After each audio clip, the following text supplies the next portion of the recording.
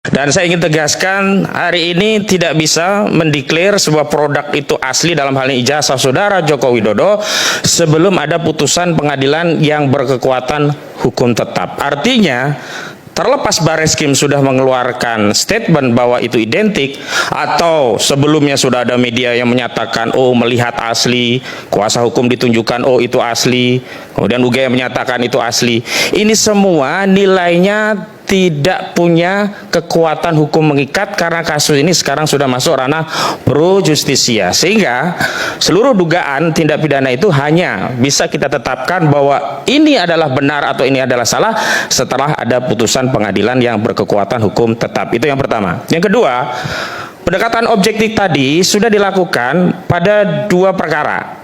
Pertama, perkara di Bareskrim, Dumas yang dilakukan oleh TPUA yang dilayangkan 9 Desember 2024 dan baru ditindaklanjuti setelah ada laporan saudara Joko Widodo di Polda Metro Jaya 30 April 2025. Ini yang kemudian menurut kawan-kawan dan saya juga melihat ini adalah tindakan yang terlalu lama, dan bahkan tindakan pemanggilan saudara Rizal Fadilah 6 Mei itu baru terjadi setelah ada laporan di Polda Metro Jaya. Dan ingat, ini Dumas, bukan LP.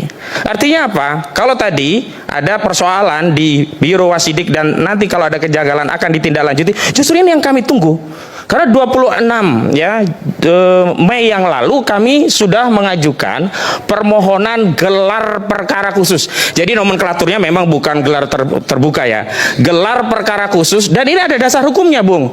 Jadi kalau tidak tahu atau tidak paham norma, lebih baik jangan bicara. Ada dasar hukumnya. Saya lanjutkan. Dasar hukumnya adalah ada peraturan Kapolri nomor 6 2019 terkait. Sebentar, saya tadi tidak memotong Anda. Iya kan, dulu. Kan saya boleh jawab dong. Saya tidak bertanya kepada Anda, saya sedang menjelaskan. Ada Perkapolri nomor 6 Kalau tahun saya nggak 2019. boleh jawab, gimana?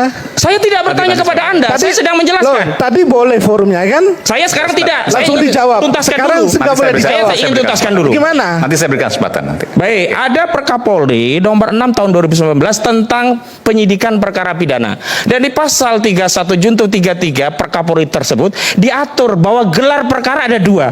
A, gelar perkara biasa, B, gelar perkara khusus. Kemudian di pasal 33 diatur gelar perkara khusus itu terkait apa? Di antaranya kalau ini ada melibatkan masyarakat yang terkait dalam hal ini adalah TPUA. Dan atas dasar Perkapolri itulah kami mengirimkan surat 26 Mei yang lalu ke Biro Wasidik Mabes Polri yang sampai hari ini belum diberikan respon. Dan saya tanya Pak Kapolri, tolong segera direspon. Saya lanjutkan. Kalau kita bicara tentang ada nggak kejanggalannya? Kejanggalannya saya jelaskan demikian. Statement dari Mabes Polri melalui Direktur Tindak Pidana Umum Brigjen Juhandani Raharjapuro itu melanggar tertib dalam proses penyelidikan dan penyidikan perkara pidana. Saya jelaskan demikian. Kalau kita bisa bicara penyelidikan itu baru meneliti apakah sebuah peristiwa itu ada pidananya atau tidak. Kalau penyidikan baru proses pengumpulan barang bukti ya, termasuk keterangan saksi dalam rangka untuk mencari siapa nanti tersangkanya. Itu yang disebut penyidikan.